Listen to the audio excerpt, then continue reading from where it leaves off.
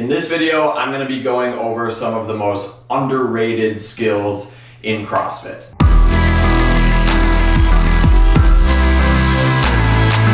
This video is for the average CrossFitter that's trying to get into the upper level, maybe an advanced CrossFitter, someone who wants to do really well on daily workouts at their gym, or go to a local competition and have a good shot at the podium, or potentially doing an online competition and doing really well. This is not for elite CrossFitters. Elite CrossFitters will already be doing all of this stuff. So if you're the fittest man on earth and you're watching this, like, you're probably not gonna get that much out of it. But you know, Pat Bellman, you can probably watch it. Okay, let's jump into it. The first thing that I'm gonna be talking about is push jerks. I feel like good CrossFitters use push jerks all the time, and they benefit from it greatly, and average CrossFitters are never utilizing push jerks when they should be. So a push jerk, just quickly, it's a shoulder to overhead movement. Let's just talk about a bar. So the bar is here on your front rack position. You pop it up like you would in any jerk or like you would in a push press, but instead of pressing it out, when you pop it up, the bar floats up. You punch yourself under it with locked out arms and then stand all the way up. Okay, also a lot of people don't stand all the way up when they do push jerks, but whatever. The push jerk takes away the pressing portion of a shoulder to overhead. So let's say you have a workout where it's moderate weight, let's say like 135 for guys and 95 for ladies. It's heavy enough that you can't just rip out huge sets of push presses, but you could push press it if you want to. You shouldn't. Or even at a lighter weight where there's other shoulder or tricep intensive movements in the workout. Take it from me, I don't have that good of pressing strength, but if shoulder to overhead shows up in a workout at somewhere between 135 and like 185, I'm pumped. If you're efficient at push jerks, they're extremely fast and you can get away with not having good shoulder strength. Okay, all you need to be able to do is lock out, which I'm going to talk about in a second here. I would advise anybody to practice the push jerks. If you watch the games, if you watch the 5-person games in 2020, there's a workout, I don't remember the weight, maybe 205 or 225 for guys, where they did a row. It was the first event. They did a row, a bunch of muscle ups, so their triceps are lit up, and then they had to go to shoulder to overhead. You saw the difference between Noah Olson and Matt Fraser and Justin Medeiros. Matt Fraser and Justin Medeiros are crushing that weight because it's like pretty heavy for them, but they're able to hang on because they have really good push jerks. Noah, unfortunately, and he admitted it himself, he said, I'm not good at push jerks, that's not a movement I'm super great at. It bit him at the end, right? If I'm at a local competition and I see people push pressing and then taking big breaks and doing more push pressing, I would say the very first thing you should talk to that person about is learning how to push jerk, because it's so efficient, it's so fast, and it takes away needing that much shoulder strength. The next one I'm going to talk about is getting your overhead position to a point where you can lock your arms out and feel comfortable with a bar locked out overhead. There's a ton of instances in which having a strong overhead position where you can lock out is going to help you over other people in the gym or in your competition. Let me explain. So let's say you are doing thrusters or shoulder to overhead, like I was just talking about, and you have 3 reps left and you're just gassed beyond belief. If you're able to hold the bar overhead for 2 seconds while you take 2 big breaths, and then finish your last couple reps there, that is so much easier than bringing the bar to a front rack and trying to rest, or it's much quicker than dropping a bar on the ground and then having to do a clean or whatever to get it back up. Also, let's talk about overhead walking lunges or overhead squats. These things show up in the open all the time. They show up in competitions all the time. You want to be able to have a good enough overhead position where holding the bar locked out overhead isn't super taxing on your shoulders, so you can focus on lunging and using your leg muscles, or squatting and using your leg muscles. Okay, I would advise you to work on your mobility to get to a point where you can hold the bar overhead without it destroying your shoulders. It's also more healthy for you. The next thing, not going unbroken and not trying to go unbroken all of the time.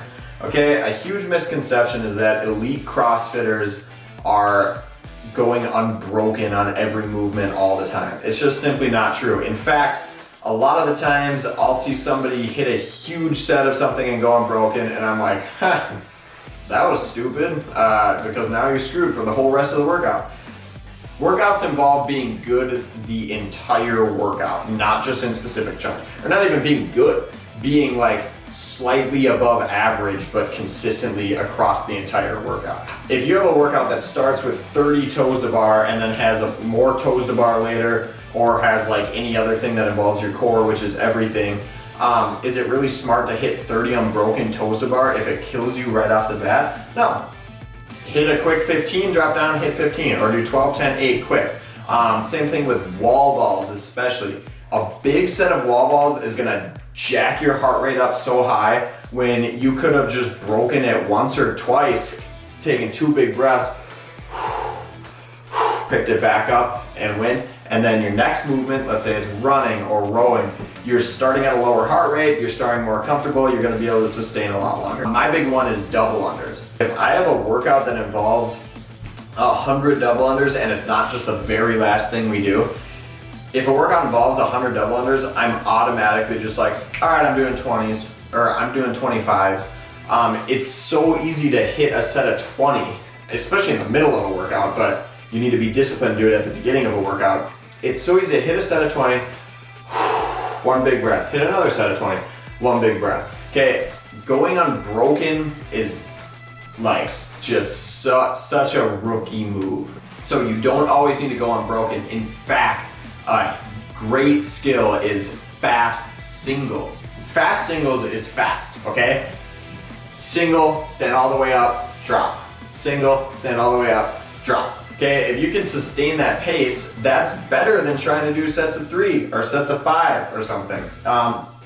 Toes to bar, like I mentioned before, fast singles on toes to bar is fast and it helps keep your heart rate down. And for the average CrossFitter, that's a great skill to have. Here's a skill. Doing movements without using every piece of gear possible, i.e. grips, they have their place, I'm gonna talk about that in a second, a belt, knee sleeves, switching between lifters and like Metcon style shoes. A lot of average CrossFitters use a lot of gear, and it, in the long run and in the short run, sometimes tends to be a hindrance for them. Let's take grips for example. First of all, in daily workouts, you should practice not using your grips every single time. Okay, because there are calluses that get built up eventually that make it so you don't really need grips unless you're doing a ton of reps of something. Let's say there's a workout that's just has 2 quick sets of pull-ups in there at some point. You don't want to have to, every single time you go to the bar, fumble around with your grips, okay, and get them all set up and then go for it. It's like just jump up there and do your little set quick, and if you're ripping from 1 or 2 sets of pull-ups, then we probably need to like strengthen your hands anyway. Now, I also understand people have professions where they want to keep their hands like nice. I get that, okay? But grips also tear up your hands a lot too, so it's not that big of a deal. That being said, there are times when grips are valuable. They do like kind of lock your hands in well, which makes some movements easier. If you need to move between equipment and you're fumbling around with your grips forever, maybe try not wearing your grips. Similarly, belts. Belts have their place, but we should be training lighter movements and like sub-maximal movements and sometimes even maximal movements without a belt. But just as far as CrossFit goes, the amount of time it takes to pick up a belt off the ground and put it on and get it locked in place. Some people are quick at just undoing it quick, doing the thing, putting it back on, but some people like have it set to the side and then they go and play around with it for a minute before their next clean and jerk or whatever. You need to learn to not have to use a belt every time, and if you do have to use it, you need to like strategize when you're gonna put it on or how you're gonna keep it on. Finally, there are certain movements where if you're tired, they are way slower, whereas a lot of movements when you're tired, they're just slightly slower. Let me explain. If you are rowing, this is you and you're extremely tired. This is someone else who's not quite as tired. You going slightly slower than this guy on a rower, you're gonna get off the rower maybe 15, 20 seconds slower than him, okay? It really wasn't that devastating to you in this workout to row slightly slower to catch your breath, okay? However, let's say you get to box jumps and you're all of a sudden trying to catch your breath on box jumps. You're jumping up, stepping down, stepping back, taking a breath, step forward, jump up, etc. Repeat. This guy was slightly less tired.